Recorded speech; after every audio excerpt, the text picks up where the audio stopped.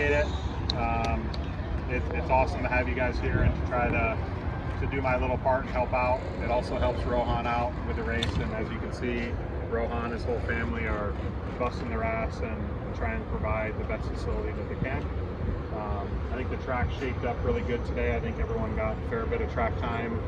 That way, hopefully tomorrow, when it's a bit more hectic and chaos, you already have a pretty good baseline.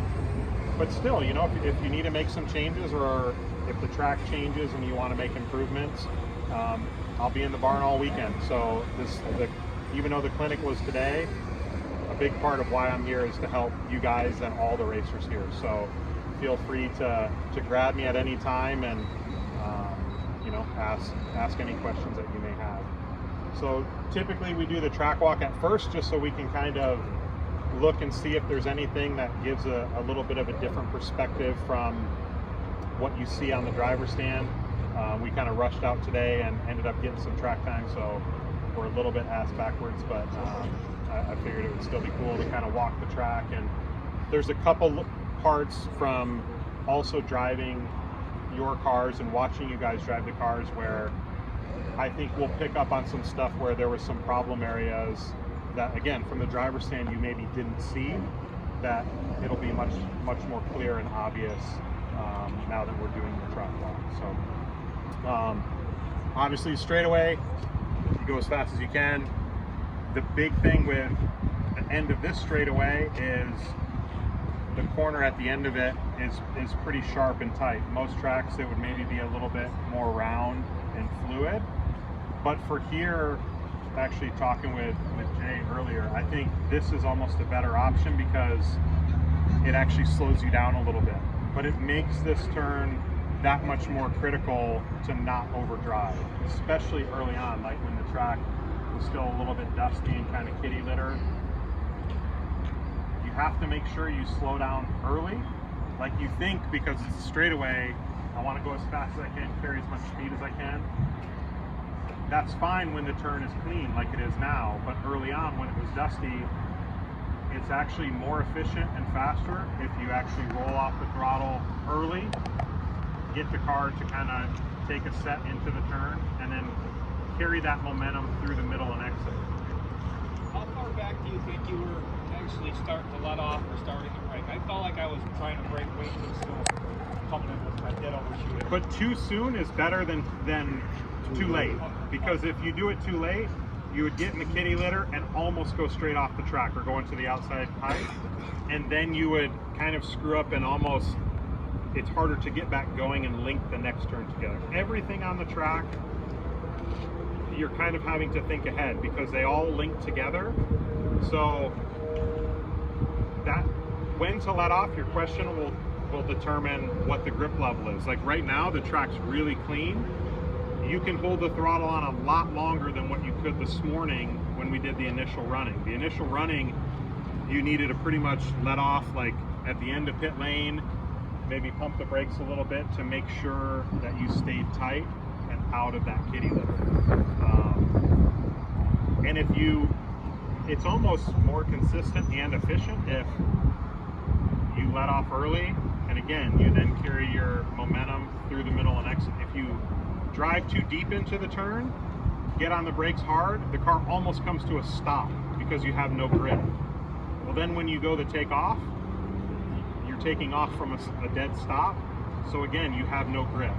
If you can let off early, roll through the turn, you automatically just have more grip.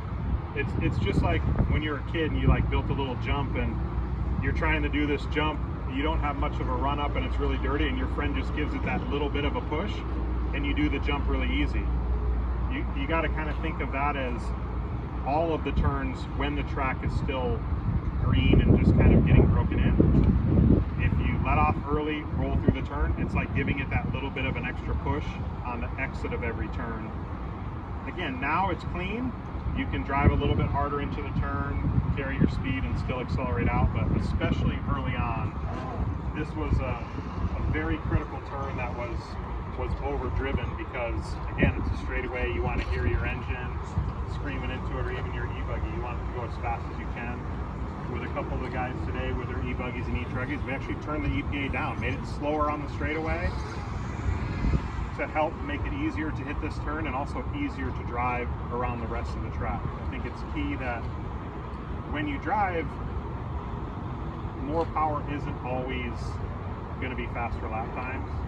You want to be able to use the power you have, and like with this young man here, we turned his car down quite a bit and made it to where he could actually use the whole range of the trigger instead of having to be so careful and not give it any throttle. That's how they drive. They set it for the largest jump on the track.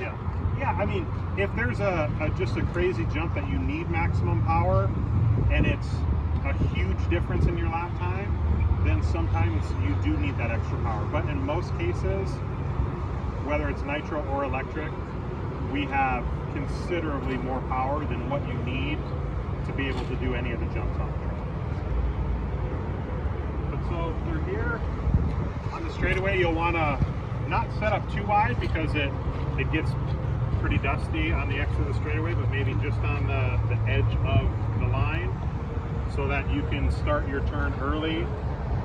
If you come down the straightaway on the very inside and you try to make this same turn, it's a much sharper turn. You just shift out 6 or 8 feet. It helps round this turn, and again, it makes it easier to carry that momentum, and it'll make it seem like you have more grip coming out of the turn. You come like a gutter ball right down the inside, make the turn sharp, you come to a complete stop, and then have to accelerate.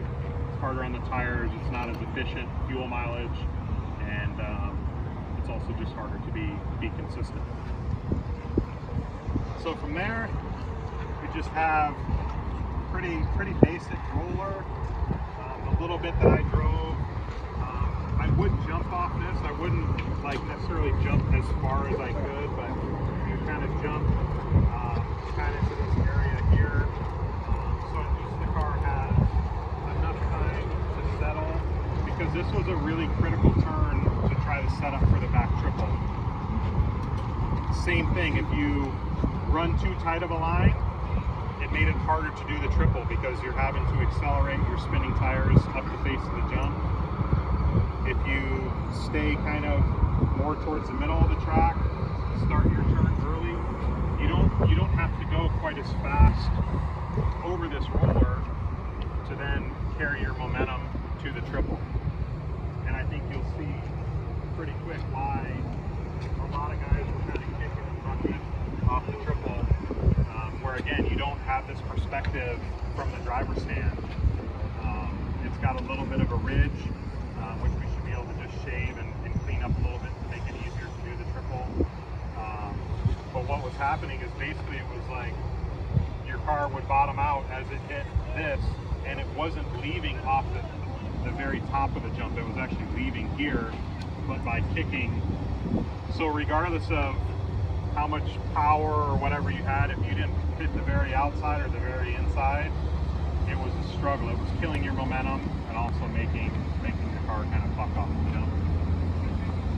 So I think the preferred line for this, at least the way the jump is today, was the double single, because even when you were able to get the triple, it was so dusty and you kind of blew the turn, and then again, everything links together. If you do the double single, hold a tight line, you don't need much power to do the next double. But if you do the triple, you get in the dust, you're automatically, in your head, you're thinking like, oh, I blew that turn, I got to give it more throttle. And then the next jump, you're over jumping because you're trying to make up. You can't really make up for lost time. You can either get back in your rhythm and drive a better line, or potentially lose more time.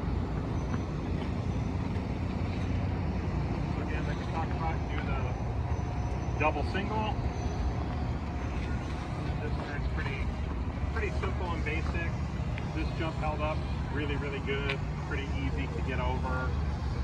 Has a really wide landing area.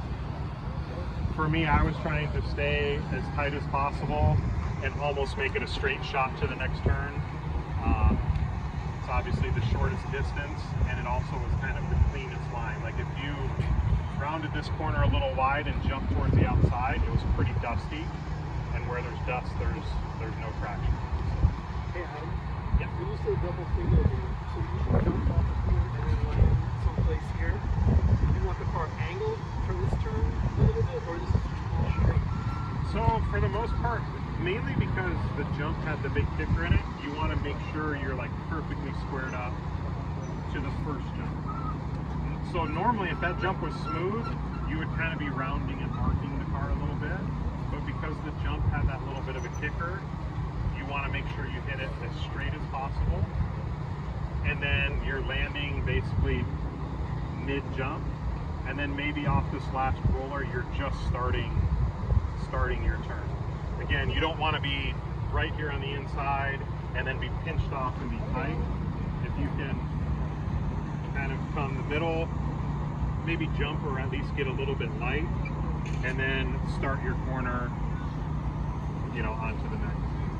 Again, just trying to make it as fluid and carry your momentum. Any other questions? Maybe it's gonna fly a plane.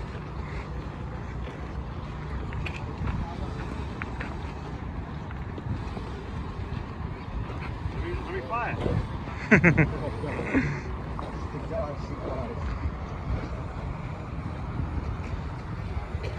So again, this turn, pretty basic and simple, really smooth.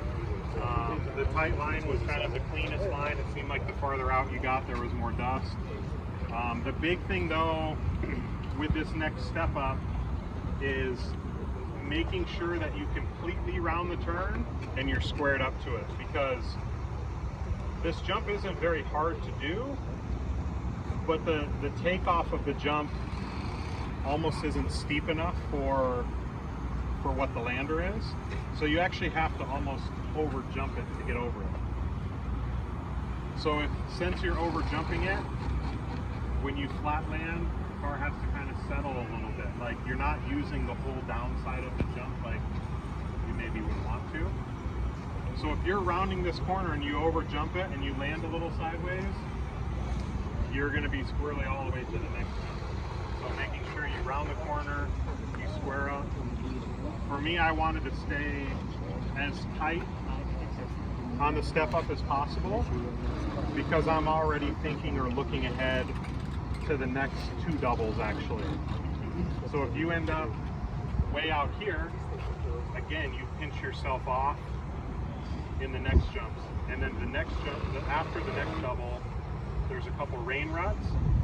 And if you're having to turn sharp going through those rain ruts, sometimes you could get caught and flip, fly out of the track. Where if you start here, and again, it's just a small difference, but that little bit of less wheel input and going straighter across the rain rut makes it less chance of the car catching and wanting to flip. And is it preference if you're lined up well for this to jump as short as possible and then launch, or go for some distance? Typically you want to try to use as much of the downside as possible, just because the car is going to land the best and it's also going to help kind of propel it forward. But because the jump's built really good, it's just the step up part is a little bit taller than what it maybe should be. So I would rather make sure I over jump it than clip my tires and flip. So in this case, I would want to over jump it slightly, then under jump it. Because if you under jump it, it's going to be worse than the little bit of like squirm or wiggle when you land.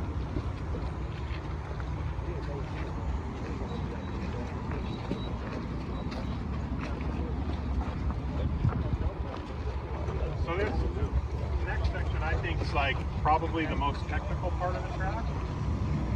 And it looks pretty basic and simple. It's just a double with a slight turn and then another double. But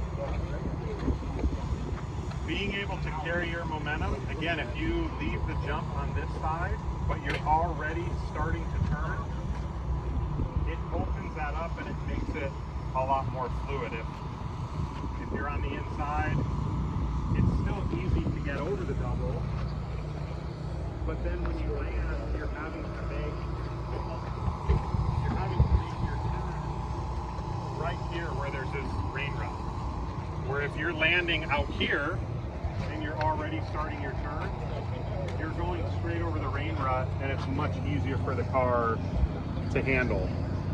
Anytime there's like a bump, the less wheel input you can give it, the less chance of it catching and wanting to flip and ending up outside the track. So I felt like if I landed, I tried to land short and use as much of the downside as possible to then accelerate through the rain rut.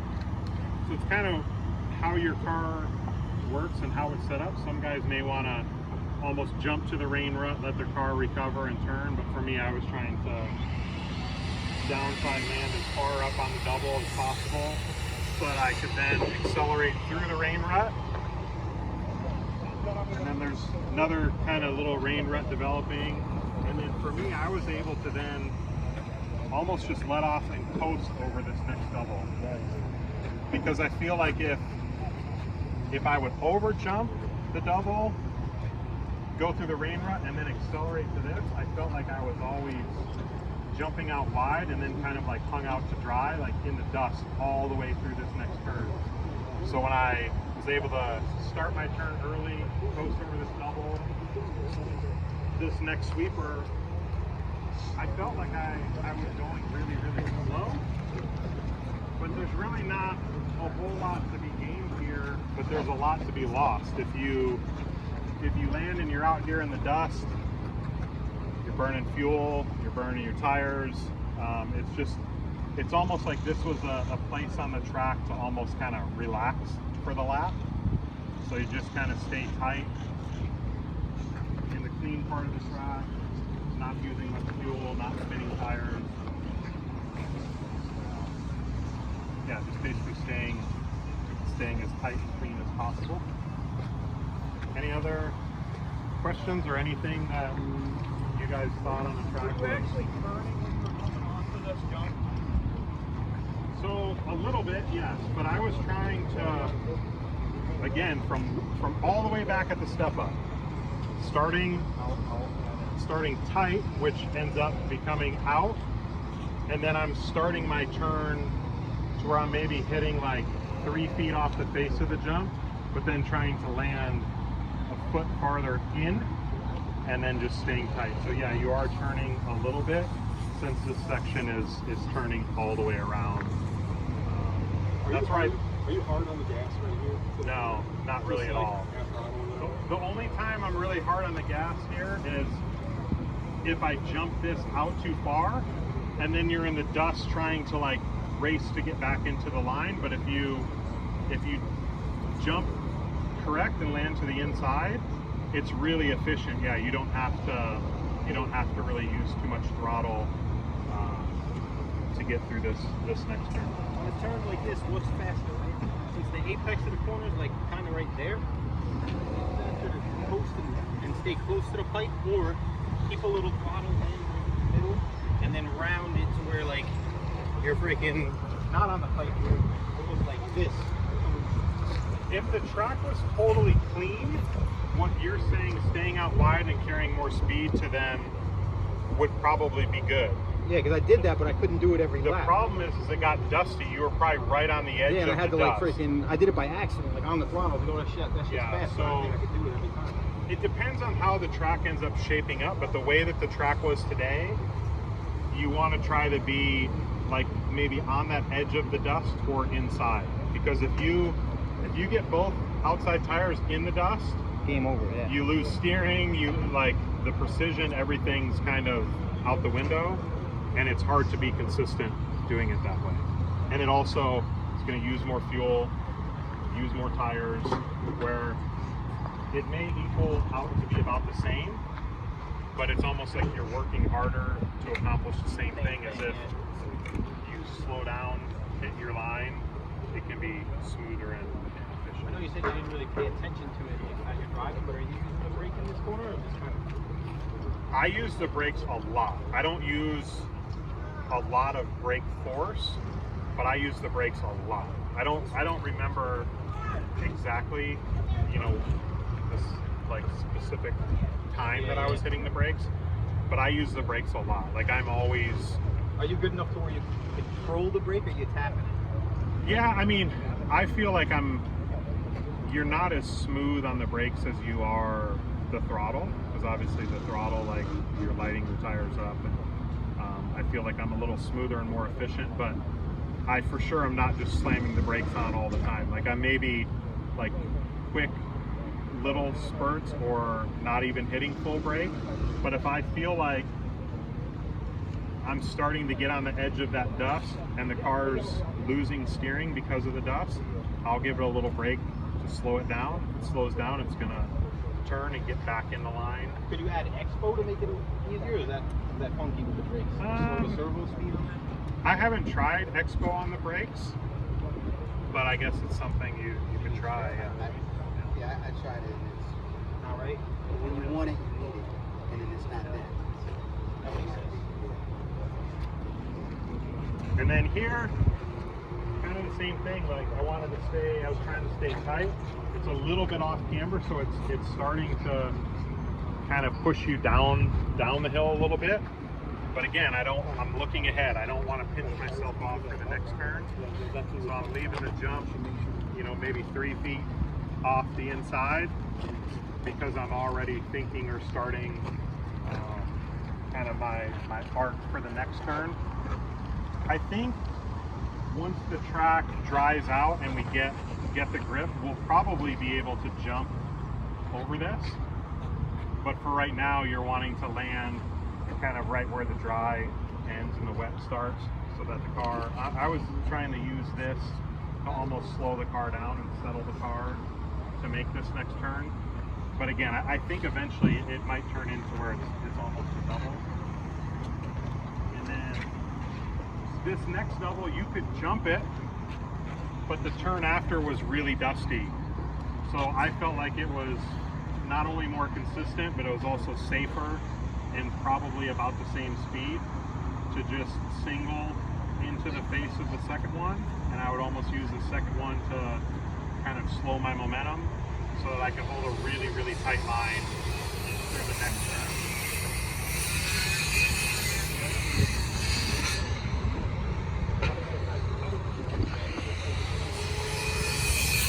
Because coming out of this turn, it's a little bit of a chicane, so if you blow this turn, it makes the next turn tighter, makes it more difficult to go off the next jump, and the next jump is pretty difficult also because it's just a ski jump with no lander into the face of the hill.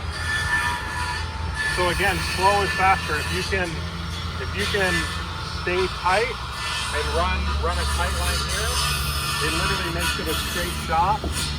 So you maybe go a little slower here to go faster in the next section. If you try to go too fast here, push wide, you're just kind of bunched up, jammed up through the next turn.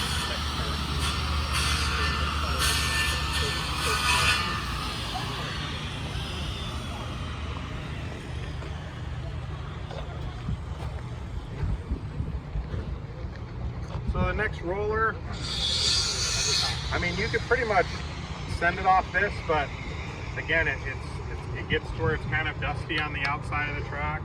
That may be different tomorrow as more cars run on it. It may stay clean. If it does, I think you'll want to jump farther as long as you have the grip when you land to still make the turn tight. But for me, I was jumping probably 3/4 of the way. Again, just so you have enough time for the car to kind of settle and make sure that you're able to hold a tight line coming on the straightaway. It's, again, just kind of the most efficient line. You could jump even farther, but if you get on the edge of that dust, again, you're spinning tires, burning rubber, fuel, and everything else. So, yeah, and here, like, I try to pick up the throttle fairly early in the turn because you have such a wide exit coming on the straightaway, and also because you're going to want to just mark out on the straightaway. So if you can pick up the throttle early, let the car kind of bleed out to where you're 1/2 to 3/4 of the way out, kind of right on the edge of the dust, is going to again set you up to where you have a nice arc going into the end of the strip.